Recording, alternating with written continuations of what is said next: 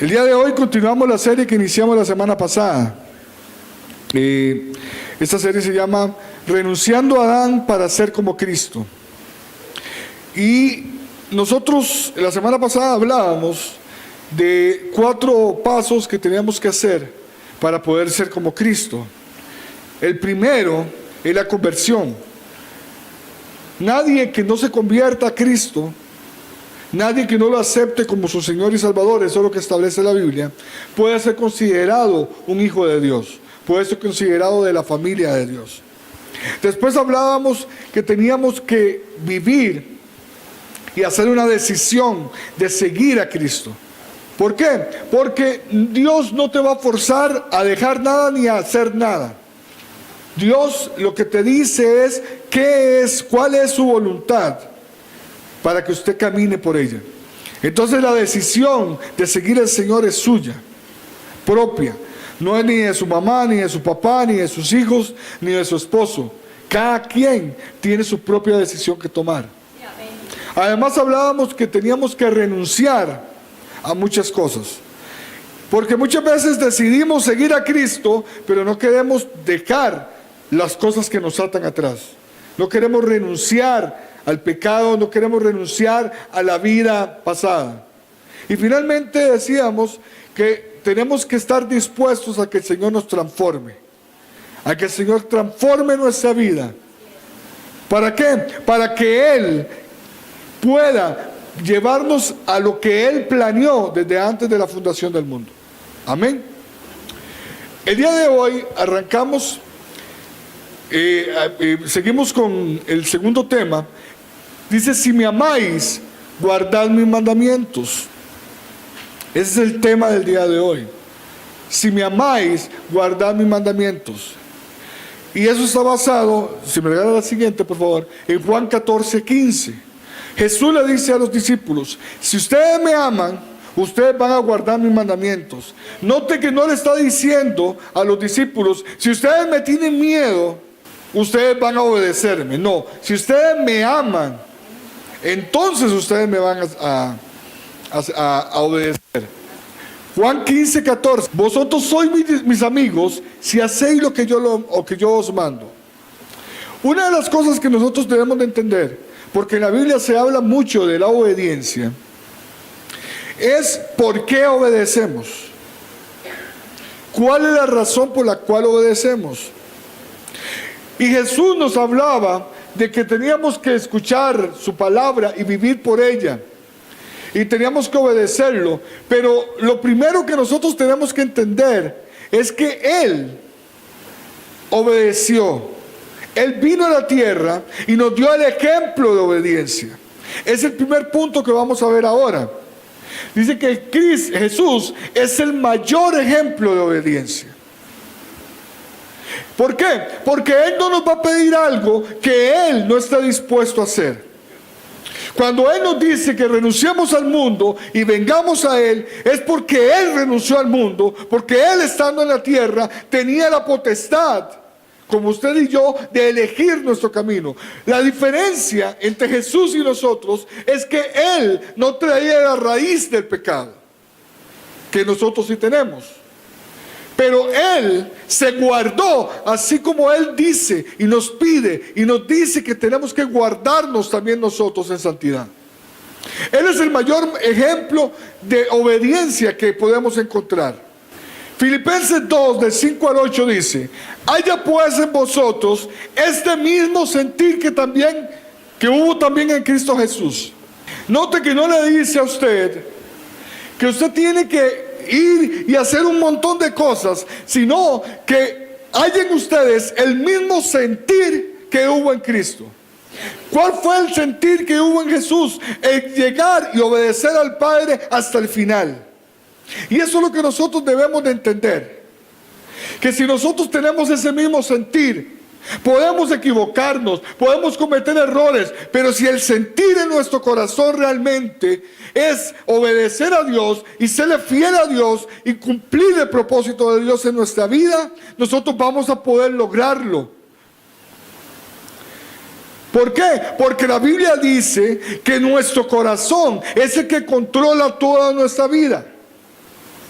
Nuestro corazón, de nuestro corazón emanan los buenos pensamientos, pero también los malos. De nuestro corazón emana lo que sale por nuestra boca. Entonces, si nosotros llenamos nuestro corazón de amor a Dios, eso es lo que va a emanar. Y la obediencia en nuestra vida va a surgir a partir de ese amor hacia Dios.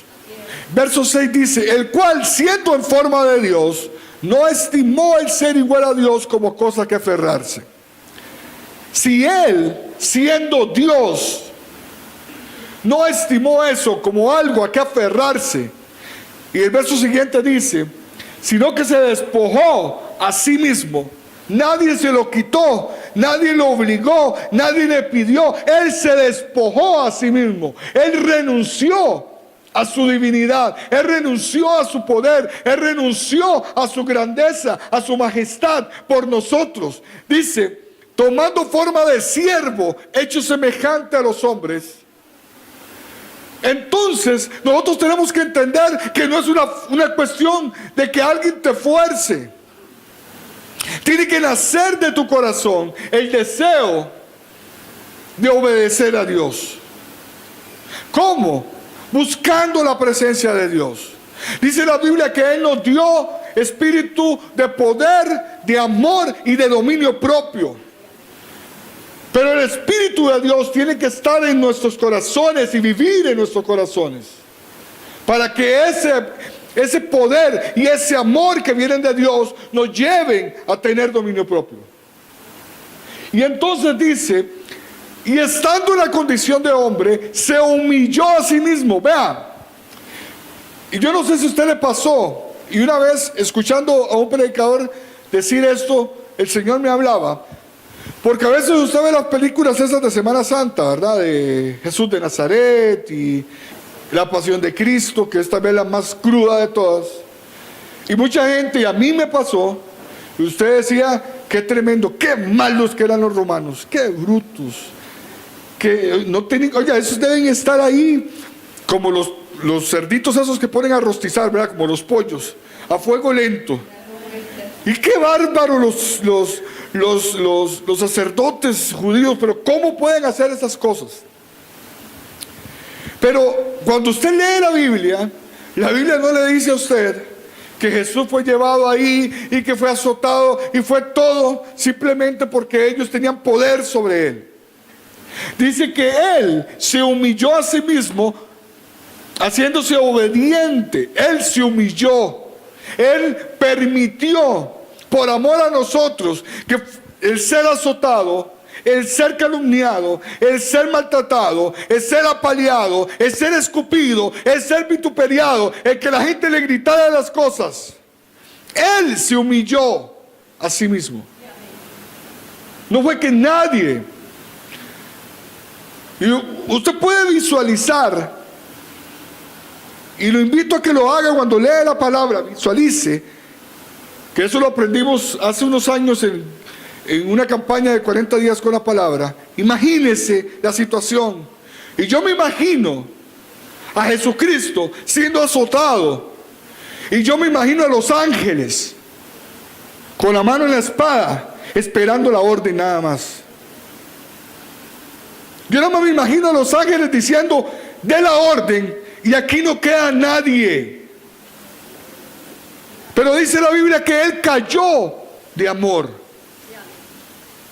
Y eso es lo que Dios quiere que entendamos.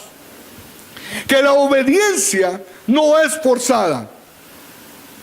No es simplemente llegar y decir, tengo que hacerlo porque estoy en un rol. ¿Y qué hago? No. Dios quiere que entendamos que la obediencia nuestra tiene que ir más allá. Dice la palabra siguiente. Romanos 5, 17 al 20 dice, pues si por la transgresión de uno reinó la muerte, mucho más reinarán en vida por uno solo, Jesucristo, los que reciben la abundancia de la gracia y el don de la justicia. O sea, no es porque usted y yo lo merezcamos, es por la gracia del Señor. Así que, como por la transgresión de uno, la condenación, de uno vino la condenación a todos los hombres, de la misma manera, por la justicia de uno, a todos los hombres la justificación de vida. Porque si por la desobediencia de uno, los muchos fueron constituidos pecadores, así también por la obediencia de uno, por la obediencia de Jesús, los muchos serán constituidos justos, porque Él obedeció, porque Él pudo haber renunciado en cualquier momento. Era su potestad, pero no lo hizo porque Él obedeció por amor. Pero la ley se introdujo para que el pecado abundase, mas cuando el pecado abundó, sobreabundó la gracia. La semana pasada decíamos que ese texto no se puede malinterpretar a decir, bueno, entonces yo puedo hacer lo que quiera. Porque si el pecado abunda en mí, entonces la gracia va a sobreabundar. No, esto no es una excusa para pecar. Quiere decir que cuando el mundo se llenó de pecado, el amor de Dios fue tan grande que su gracia vino y sobreabundó para que nosotros podamos salir del pecado, podamos salir de la esclavitud y podamos ser libres para Dios. Amén. Significa que el amor de Dios es tan grande que es más grande que cualquier pecado que cualquier persona pueda cometer. ¿Por qué? Porque si la gracia tuviera límite, entonces sería un Dios injusto. Porque unos podrían entrar y otros no. Pero la gracia lo llena todo, al punto que sin importar el pecado, si usted y yo nos arrepentimos delante de Dios, Él tiene misericordia de nosotros. Amén. Obediencia por amor. Ese es el segundo punto que queremos ver esta mañana. ¿Por qué? Porque muchas veces se obedece por miedo. Muchas veces se obedece porque no hay otra opción. Muchas veces se obedece porque Dios te tira de un barco y te traga un pez que después te va a vomitar a una playa, como en el caso de Jonás. Si usted lee la historia de Jonás, Dios le dice que vaya a Nínive y él la agarra para el otro lado. Y van en camino y comienza una gran tormenta y lo ven tirado por ahí y le dice, pero clame usted a su Dios. Él sabía que él era la causa del problema. Y a lo último lo tiran. Y él lo traga un gran pez, dice la Biblia. Y él ora en el pez. Y Dios tiene misericordia. Y va y lo tira a la playa, pero adivina dónde lo va a tirar el pez. A Nínive. Pero Jonás va y predica. Y comienza a predicar que en 40 días Nínive será destruida por todo el pecado de eso. Y pasa algo extraordinario. Y la gente a veces dice es que Dios cambia de parecer porque iba a destruir a Nínive y después no la destruyó. No, Dios tuvo misericordia. Porque cuando usted se arrepiente, Dios tiene misericordia. Dice la Biblia que Él no se resiste a un corazón contrito y humillado. Un corazón que se humilla delante de Él. Y dice que el rey de Nínive mandó que todo el mundo ayunara, hasta las bestias, hasta los animales, todo el mundo ayunó, pidiéndole misericordia a Dios, y Dios tuvo misericordia. Y dice que Jonás ya había encontrado una enramada en un monte, porque él quería tirarse la destrucción de Nínive en vivo y a todo color, pantalla gigante. Y cuando Dios perdona a Nínive, Jonás se enoja y dice que la enramada se seca. Y Dios le dice, y Jonás también se enoja porque la enramada se seca. Y Dios le dice, usted se enoja por algo que a usted no le costó nada. Y se secó, que era para su comodidad. ¿Cuánto más yo voy a perdonar a la gente de Nínive, que yo la creé con mis propias manos, que yo la hice, que son fruto de lo que yo he hecho en esta tierra? Jonás obedeció a Dios. Pero Jonás no amó a la gente de Nínive. Se enojó cuando Dios no los castigó. ¿Por qué? Porque hoy van a decir, ven, y este profeta no se le cumplen las profecías. Y es que a veces nosotros actuamos de tal manera que hacemos las cosas porque Dios las dice, pero no por el motivo que Dios quiere. Porque Dios le enseña a Jonás esta lección. Usted no solamente tiene que obedecerme, usted también tiene que sentir lo que yo estoy sintiendo y transmitirlo a la gente. Si usted dice y ayuda a un hermano, no lo ayude simplemente para quedar bien, para que digan qué carga esta hermana o qué carga este hermano. No, ayúdelo porque en su corazón usted decidió amar a esa persona y esa persona tenía una necesidad y usted obedeció la voz de Dios que dijo, ámense los unos a los otros. Amén. ¿Por qué? Porque la obediencia en sí misma no trae ninguna consecuencia. La obediencia por obedecer simplemente es simplemente un régimen militar. Nosotros, gracias a Dios, no tenemos ejército, pero cuando usted ve películas o habla con gente que ha estado en el ejército, la gente le cuenta, o sea, te levantan a las 4 de la mañana y te meten en una selva lloviendo y nadie te da explicaciones de por qué. Usted nada más póngase las botas y póngase a caminar porque sí. Dios no trabaja de porque sí. Dios quiere que entiendas que todo lo que Él hace en tu vida tiene un propósito. Que todo lo que Él hace y todo por lo cual te hace pasar también es con un propósito.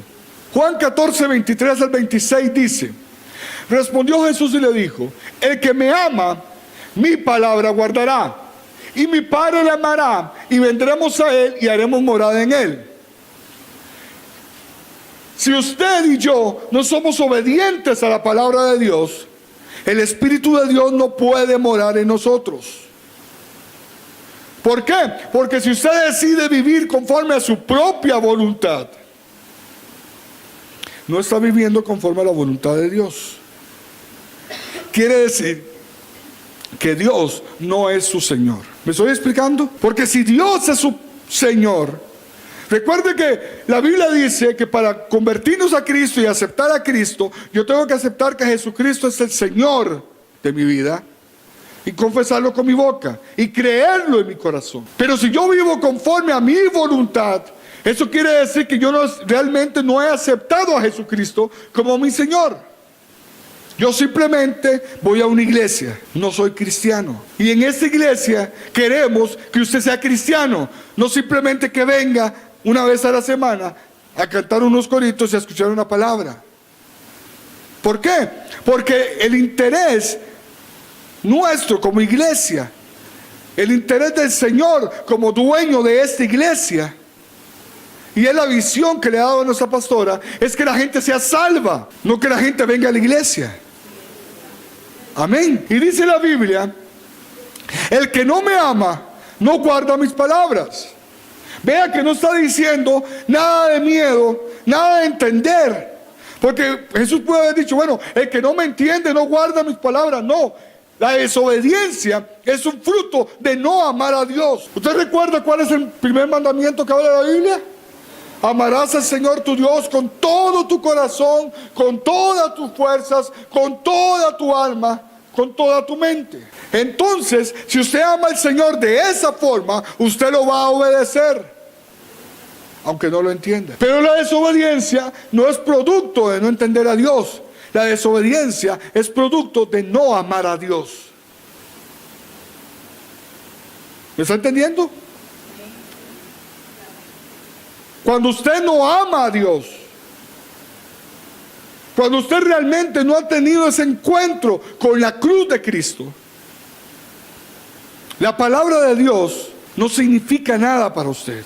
Pero cuando usted realmente ha tenido un encuentro con el amor de Dios, con la misericordia de Dios, con la cruz de Cristo, la obediencia a Dios es algo natural en usted. Dice: la palabra que habéis oído no es mía, sino del Padre que me envió. Os he dicho estas cosas estando con vosotros. Mas el Consolador, el Espíritu Santo, a quien el Padre enviará en mi nombre, Él os enseñará todas las cosas y os recordará todo lo que yo os he dicho. El Espíritu Santo te recuerda en cada culto, cada vez que haces un devocional. Si tú te concentras realmente en aprender de Dios, Él te va a enseñar lo que Dios quiere enseñarte, lo que Dios quiere decirte, lo que Dios quiere mostrarte. porque esa es su tarea. Pero tenemos que anhelarlo, tenemos que amarlo, tenemos que cuidar nuestro cuerpo, que es el templo del Espíritu Santo, para que Él esté tranquilo en nosotros. Porque yo no sé usted, si usted sería capaz de invitar a alguien a su casa a dormir y ponerlo a dormir ahí con ropa sucia y con un cuarto sin limpiar y la cama extendida, ojalá con unos 2 meses de que no le cambien la ropa cama.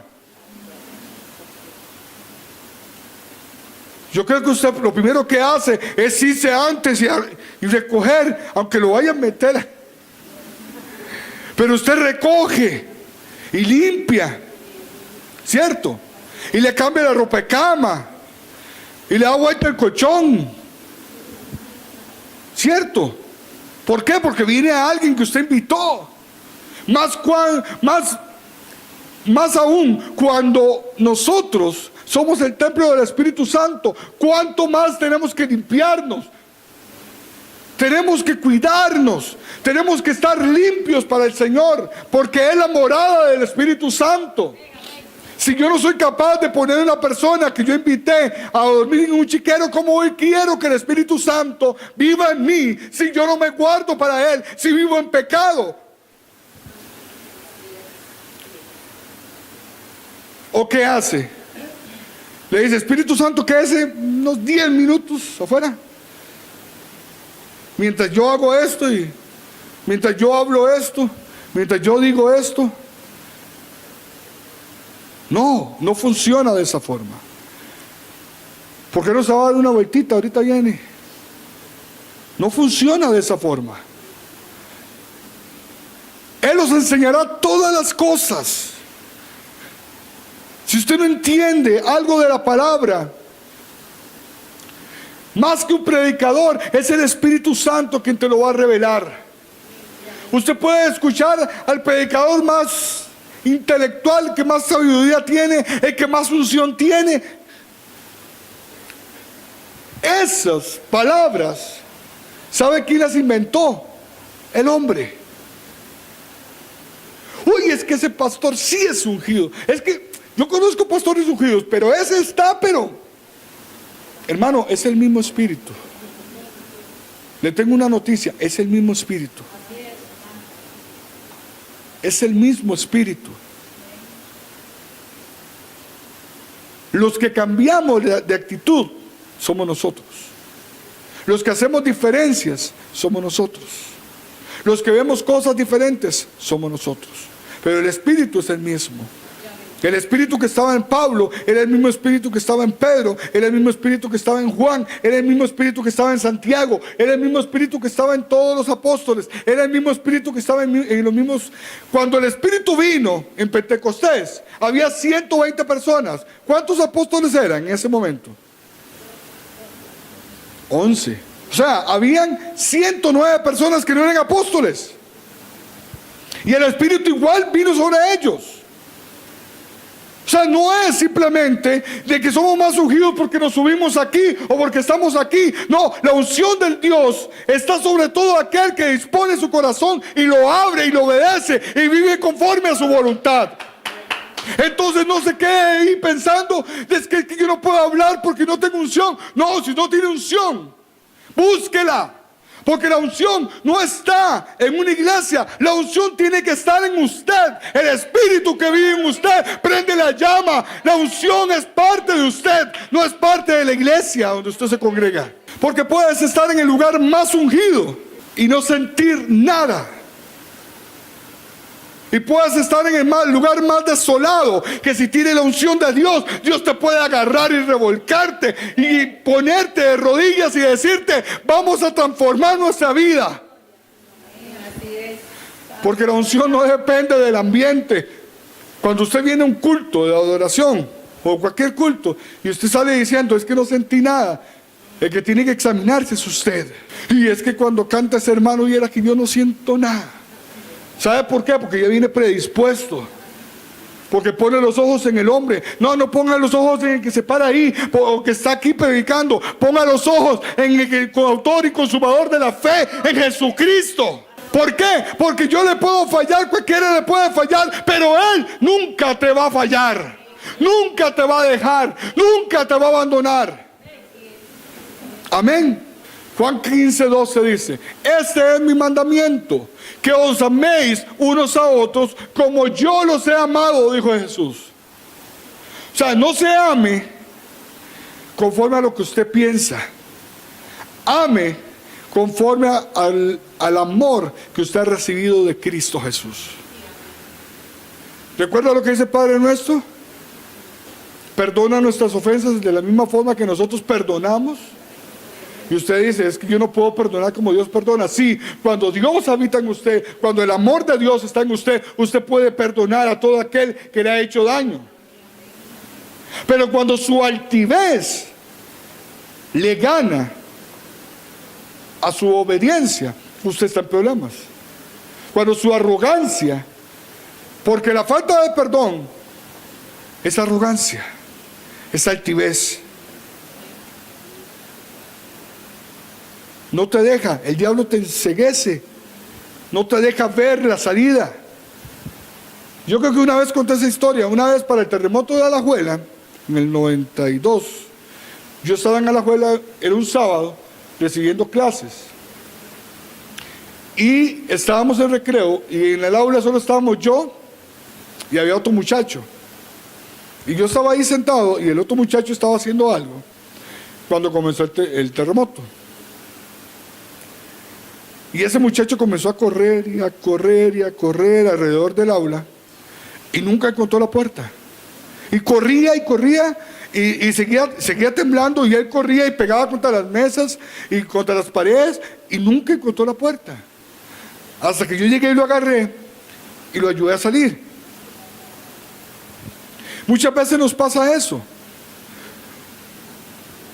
La arrogancia, la altivez, la falta de perdón nos enceguece a ver la salida que Dios tiene para nosotros. Y seguimos dando vueltas y vueltas y vueltas en nuestro odio, en nuestro rencor, en nuestro temor, en nuestro miedo. Mucha gente no se somete a Dios, no busca, no profundiza en Dios porque le da miedo. ¿Miedo de qué? Si Dios te ama. Dios no está esperando ahí que usted se equivoque para darle con un hinchilillo. Dios está esperando que usted le abra su corazón para poder levantarlo de ahí donde usted está y poderlo llevar al lugar que Él planeó. Oiga, no ayer ni antier, desde antes de la fundación del mundo, Dios tenía un plan para ti. Y ahí es donde Dios te quiere llevar. Pero tenemos que amarnos los unos a los otros. Porque a veces decimos: sí, yo amo a Dios, yo le sirvo a Dios. Pero tenés una tarea. ¿Sabe cuál es el segundo mandamiento? Ámense ustedes. Entonces, el predicar el evangelio es una demostración de amor hacia la gente. Si usted no predica el evangelio, tiene que examinar si el amor de Dios está en usted. Si usted no le habla a la gente necesitada, es porque el amor de Dios no está en ti. Porque cuando el amor de Dios está en ti, usted tiene esa necesidad de hablarle a la gente, de hablar que hay un Dios que redime, que hay un Dios que perdona, que hay un Dios que sana. Pero muchas veces nos guardamos todo para nosotros y simplemente la gente creerá cuando quiera creer. ¿Sabe qué dice la Biblia? ¿Cómo van a creer si nadie les habla? Si nadie les predica. ¿Y sabe qué dice? A mí me llama mucho la atención ese verso, porque dice: hermosos son los pies. No dice hermosa es la boca, ni hermosa la cabeza, ni hermosa la persona. No, hermosos son los pies de los que anuncian la paz, de aquellos que deciden caminar en obediencia. Porque el primer paso que usted tiene que dar es echar a andar, caminar en obediencia. Hermosos. Y si los pies son hermosos, pues todo usted es hermoso, porque usted tiene la gracia de Dios, el amor de Dios. Cuando la gente le dice a usted, es que yo lo veo a usted y veo un no sé qué, pero hay algo hermoso en usted que le hace ver que no le ven ni las llantas, ni la papada, ni las arrugas. Ven lo que está dentro de usted.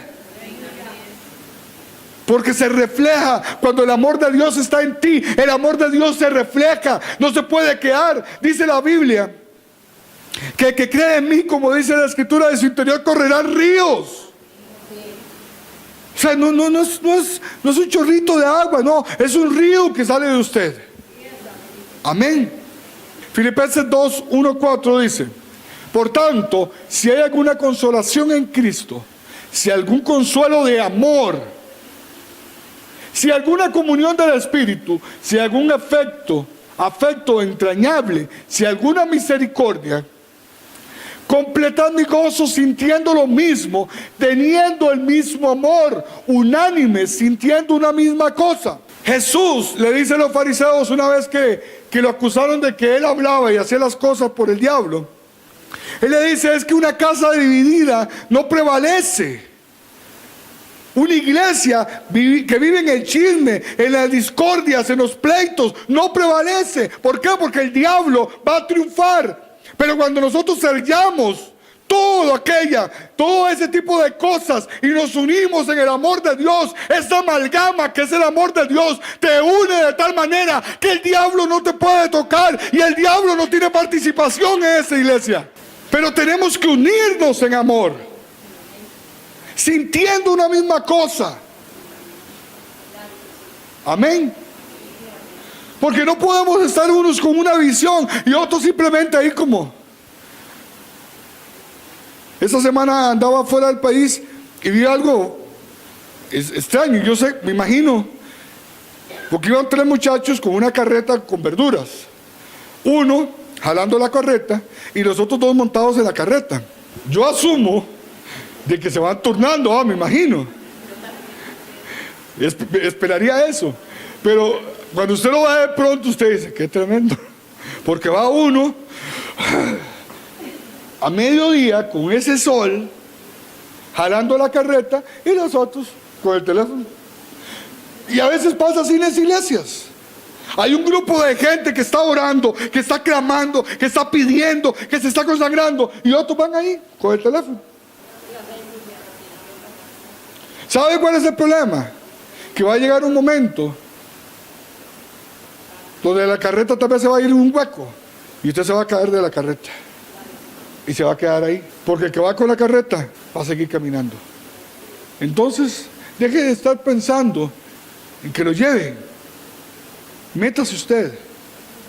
A mí me llama la atención a veces cuando la gente habla de las argollas, ¿verdad?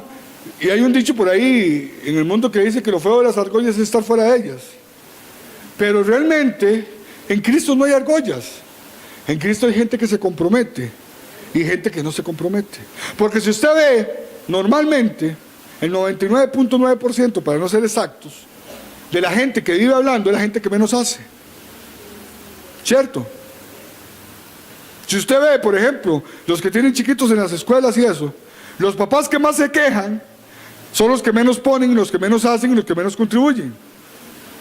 ¿Por qué? Porque aquellos que entienden para qué se hacen las cosas, no hablan.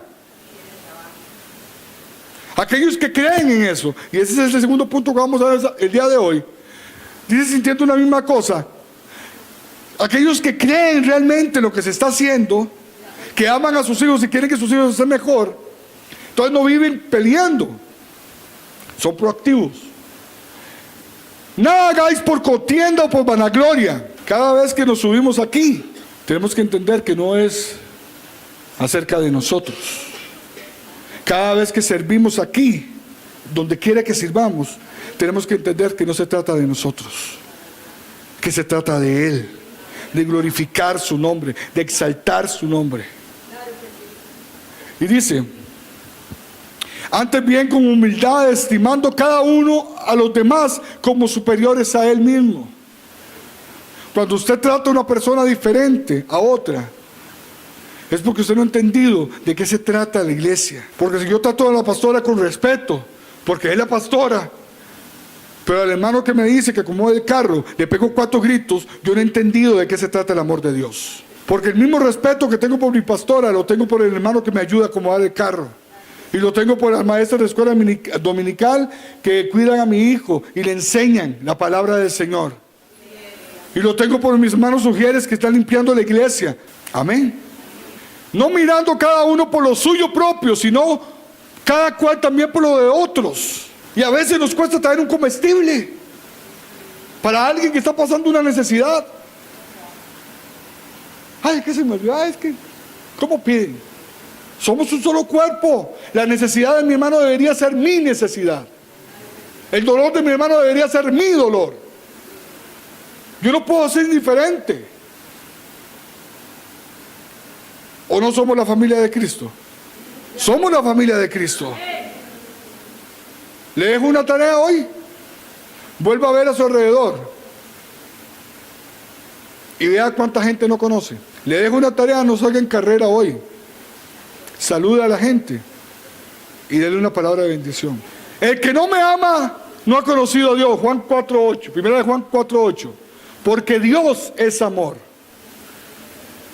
El que no ama no ha conocido a Dios, porque Dios es amor. Hebreos 5:7-9. Obediencia en fe. El punto número 2, obediencia en fe. 3. Moisés mandó 12 espías para que reconocieran la tierra de Canaán. Los 12 fueron, vieron, trajeron y hablaron. La diferencia fue, los 12 obedecieron al pie de la letra lo que Moisés les dijo. Ellos fueron, vieron, trajeron. Decía la Biblia que entre 2 traían un racimo de uvas. Imagínense el racimo de uvas. Y los 12 hablaron al pueblo. ¿Cuál fue la diferencia? La diferencia es que 2 le creyeron a Dios y 10 no le creyeron. Entonces tenemos que obedecer porque creemos en Dios. No simplemente porque alguien nos dijo que teníamos que hacer algo. Hebreos 11:8 al 10 dice: por la fe Abraham, siendo llamado, obedeció para salir al lugar que había de recibir como herencia y salió sin saber a dónde iba, pero salió en obediencia. Siguiente. Por la fe habitó como extranjero en la tierra prometida, como a tierra ajena, morando en tiendas con Isaac y Jacob, coherederos de la misma promesa, porque esperaba la ciudad que tiene fundamentos, cuyo arquitecto y constructor, ¿quién es? Entonces, si usted no ha recibido lo que Dios le ha prometido, no se desanime, sigue caminando, sigue obedeciendo, sigue trabajando, sigue esforzándose, porque en su tiempo, en el tiempo de Dios, Él te va a dar todo aquello que te ha prometido, pero tienes que ser fiel. Usted puede revisar la Biblia y Dios no ha bendecido a nadie que no ha sido fiel a sus promesas, que no ha sido obediente y que no ha caminado en fe. Cuando Dios le da la promesa a Adán de que va a tener una herencia como la arena del desierto y como las estrellas del cielo, Abraham tenía 90 años. Abraham ya no funcionaba. Y le tengo otra cosa. ¿Usted cree que usted la tiene difícil? Sara era estéril, la esposa de Abraham. Pero Abraham no se puso a ver las circunstancias, se puso a ver al Dios que le dio la promesa. Deje de ver sus circunstancias y comience, levanta su cabeza y comience a ver al Dios que le dio la promesa. Que si usted obedece con fe, Dios le va a proveer todo aquello que Él ha prometido. Y no es una promesa vacía. Santiago 2:19-23 dice: tú crees que Dios es uno, bien haces. También los demonios creen y tiemblan. Creer que Dios existe, mucha gente lo hace. No se trata de creer que Dios existe, es creer que Él es fiel. Dice: mas quieres saber, hombre vano, que la fe sin obras es muerta. Que si usted dice creer pero no acciona en fe, Dios no va a accionar por ti, porque tu fe es vana, tu fe es mentira.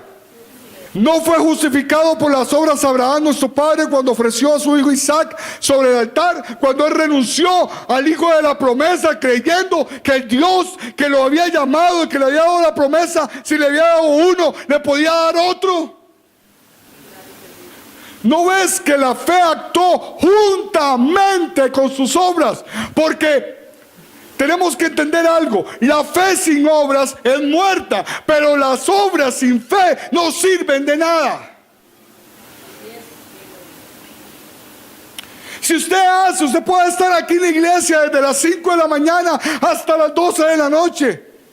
Que si lo que usted hace no es creyendo que Dios tiene un propósito para esta iglesia y que Dios va a levantar las almas de las personas que vienen, de nada sirve lo que usted hace. Entonces dice, ¿no ves que la fe actuó juntamente con sus obras? Tu fe, tu obediencia tiene que ir armada de fe y de amor para que Dios se glorifique. Le pongo un ejemplo. Moisés está al borde del Mar Rojo. Tiene todo el pueblo y allá tiene el ejército y aquí tiene el mar. Moisés hace lo mismo que él había hecho siempre. Él ora y le dice, Señor, ayúdanos. ¿Sabe qué le dijo el Señor? ¿Por qué me va a ver a mí? Yo le di a usted el poder. Obedezca. Extienda su báculo y hable. Moisés habló creyendo que Dios lo iba a respaldar, pero amando también a la gente que tenía aquí. No diciendo, ay, pues sí que se mueran, que gente que llevamos aquí, no llevamos ni 10 días y ya se han revelado como 5 veces. Señor, ¿por qué no arrancamos de nuevo? ¿Sabe qué hizo Moisés cuando Dios iba a destruir al pueblo de Israel? Se paró entre el pueblo y Dios y le dijo, si vas a destruirlos a ellos, me destruyes a mí también. ¿Por qué? Porque los amaba. Porque los amaba y porque creía en un Dios de misericordia, en un Dios de amor, un Dios que perdona multitud de pecados. Santiago, verso 23 dice, y se cumplió. ¿Qué dice la Biblia? Y se cumplió la escritura que dice, Abraham creyó a Dios y le fue contado por justicia y fue llamado amigo de Dios. Y se cumplió. Si usted le cree a Dios, Dios va a cumplir sus promesas. Si usted entiende esto, usted va a dejar de quejarse. Que si usted obedece en fe y en amor, Dios va a cumplir sus promesas sobre usted. Josué 1:8 dice, nunca. ¿Qué significa nunca? Nunca. Nunca se apartará de tu boca este libro de la ley, sino que de día y de noche meditarás en él. No dice lo va a leer, no, medite en él. Hable con el Espíritu Santo. Hay una frase que a veces se toma como muy superficial, pero es una realidad. La Biblia es el único libro que cuando usted lo lee tiene el autor ahí a la par, que le puede revelar todo lo que él escribió en esa palabra, porque tiene el Espíritu Santo. Dice la Biblia que toda la palabra de Dios es inspiración del Espíritu Santo. ¿Para qué? Para que simplemente sepa más cosas. ¿Para qué dice la palabra? Para que la guardes. Para que la guardes. Para que la guardes. No es para que se llene de su cabeza de conocimiento. La Biblia dice que la letra mata, mas el Espíritu vivifica. Usted necesita conocer de la palabra, pero también necesita más del Espíritu de Dios. Santiago 1:22 dice, pero sed hacedores de la palabra y no tan solo oidores, engañándonos a vosotros mismos. Y eso una vez mi hermano Clifford lo predicó. No simplemente se trata de escuchar o de leer, es de vivir la palabra, de obedecer la palabra, de vivir conforme a la palabra. No se trata simplemente de creer que Dios va a bajar del cielo y me va a guiar. No, es entender que Dios te dejó su palabra para que vivas por ella.